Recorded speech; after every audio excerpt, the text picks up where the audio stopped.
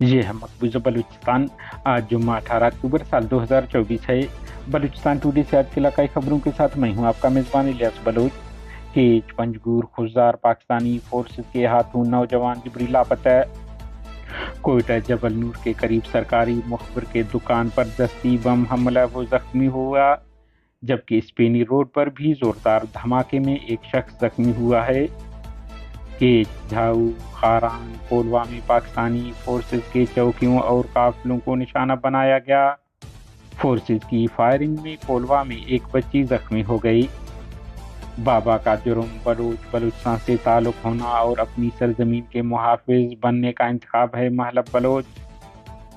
بلوچستان کے سابق نگراں وزیر اعلیٰ میر ہمایوں مری کوئٹہ میں اپنی رہائش گاہ پر انتقال کر گئے۔ ریاستی تشدد